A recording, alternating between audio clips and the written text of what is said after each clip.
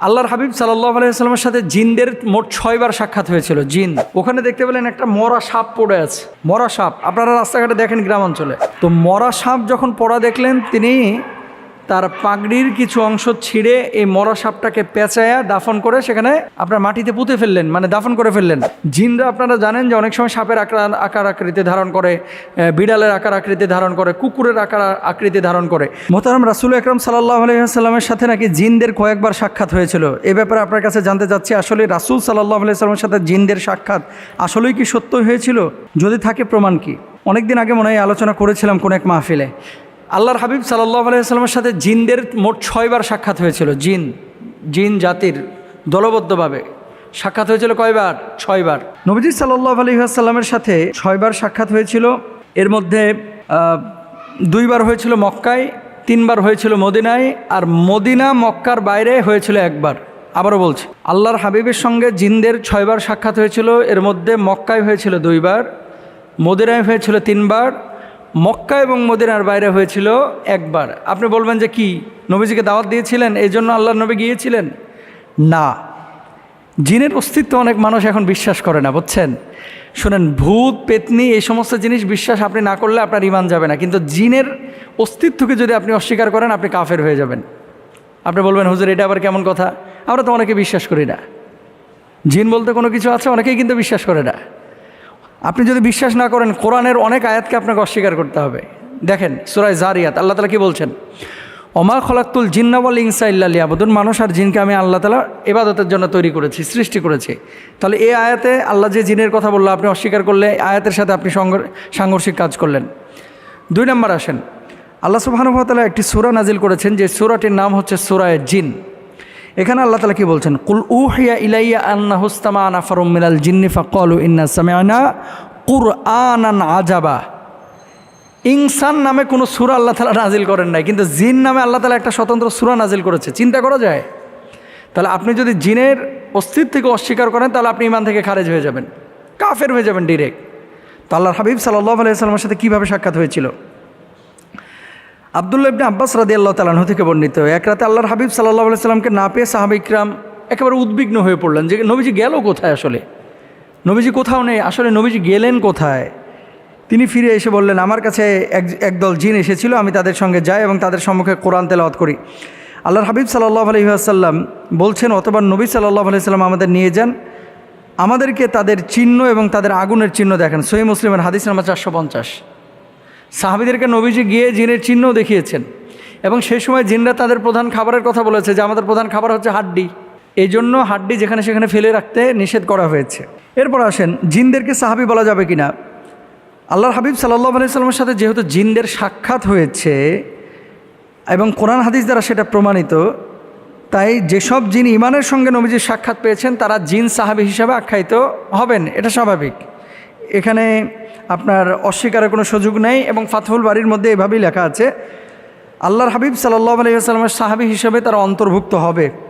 জিন সাহাবীদের সঙ্গে মানুষের একাধিক সাক্ষাতের প্রমাণও রয়েছে। একবার ওমর ইবনুল আব্দুল আজিজ রাহিমাহুল্লাহ তিনি রাস্তা দিয়ে হেঁটে যাচ্ছেন, খেয়াল করেন, রাস্তা দিয়ে যখন হেঁটে যাচ্ছেন ফুলাত এলাকায় হাঁটছিলেন। এলাকাটার নাম ছিল কি? ফুলাত। ওখানে দেখতে পেলেন একটা মরা সাপ পড়ে আছে। মরা সাপ আপনারা রাস্তাঘাটে দেখেন গ্রামাঞ্চলে। তো মরা সাপ যখন পড়া দেখলেন, তিনি তার পাগড়ির কিছু অংশ ছিঁড়ে এই মরা সাপটাকে পেঁচায়া দাফন করে সেখানে আপনার মাটিতে পুঁতে ফেললেন, মানে দাফন করে ফেললেন, গেড়ে ফেললেন।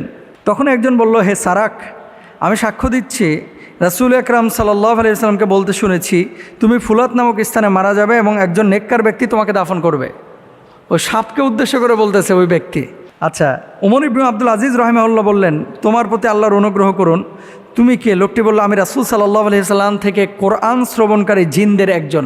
এই তার মানে এখানে কি ওমর ইবনে আব্দুল আজিজ রাহিমাহুল্লাহ পাগড়ি ছিঁড়ে যে সাপটাকে পেঁচায়া দাফন করে দিলেন, এই সাপের পাশে মানুষের আকৃতি নিয়ে একজন জিন স্বীকৃতি দিল যে এটা আমাদের সদস্য ছিল।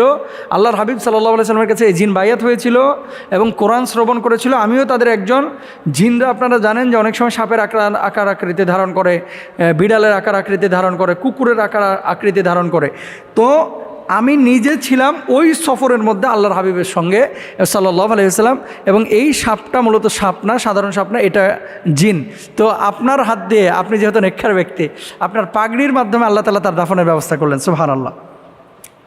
এবার আসেন, এরকম জিনদের আসলে সংখ্যা কত? আল্লাহর হাবিব সাল্লাল্লাহু আলাইহি সাল্লামের সাথে যে দেখা সাক্ষাৎ হয়েছে, অনেক সময় মানে আপনার বড় দল নিয়েও জিনরা সাক্ষাৎ করেছে। তো মোট জিনদের সংখ্যা কত যারা আল্লাহর হাবিবের সাক্ষাৎ পেয়েছেন? আচ্ছা, উমর ইবনুল খাত্তাব রাদিয়াল্লাহু তাআলা আনহুর সাথে সম্পৃক্ত করা হয় এমন একটি বর্ণনায় বলা হয়েছে, নবীজি সাল্লাল্লাহু আলাইহি সাল্লামের কাছে কোরআন শ্রবণকারী এবং তার পেছনে নামাজ আদায়কারী জিনদের মোট সংখ্যা হচ্ছে ৭৩,০০০। একজন দুইজন জিন কিন্তু না, ৭৩,০০০ জিন আল্লাহ নবীর সরাসরি সাক্ষাৎ পেয়েছেন। সুবহানাল্লাহ। আল ইসাবার মধ্যে এভাবেই লেখা আছে। কয়েকজন জিনের নাম বলে দিই যারা আল্লাহর হাবিবের সাক্ষাৎ পেয়েছিলেন। আল্লামা ইবনে হাজার আসকালানী রাহিমাহুল্লাহ তার আল ইসাবা ফি তামিজ সাহাবা বইয়ে ২২ জন জিনের নাম উল্লেখ করেছেন যারা আল্লাহ নবীর সাহাবী ছিলেন, মানে জিন সাহাবী। এর মধ্যে একজন হচ্ছেন হামা, আরেকজনের নাম হচ্ছে আহকাব, আরেকজনের নাম হচ্ছে আরকাম, এরপরে মুতাকিদ, এরপরে জাওবা, এরপরে হাসির রাদিয়াল্লাহু তাআলা আনহুম। এছাড়াও আরও কিছু জিন আছে যাদের ব্যাপারে নাম এমনভাবে উল্লেখ করা হয় যে ওয়ারদান, খিরকা, ফারিয়া, সামহাদ, জাওবা, জুলাব, সারিস, উরফা, লাখাম রাদিয়াল্লাহু তাআলা আনহুম, ওনাদের কথা বলা হয়েছে। তো আসলেই জিনের অস্তিত্ব অস্বীকারের সুযোগ নেই, আল্লাহ নবীর সাক্ষাৎ তারা পেয়েছে, এটা প্রমাণিত। আল্লাহ বুঝদান করুক।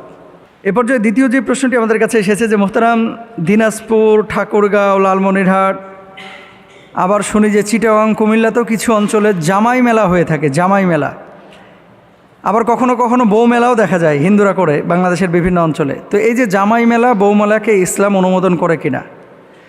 ভেরি ভেরি ইম্পর্ট্যান্ট একটা বিষয়। যখন সোশ্যাল মিডিয়ায় কোনো বিষয় এরকম চলে আসে, মানুষের কাছে দুটো মেসেজ যায়, একটা হচ্ছে বৈধতার, আরেকটা হচ্ছে কালচারাল। এই বিষয়টাকে আমাদের কৃষ্টি কালচারের সাথে সম্পৃক্ত কিনা, আমরা পালন করব কিনা।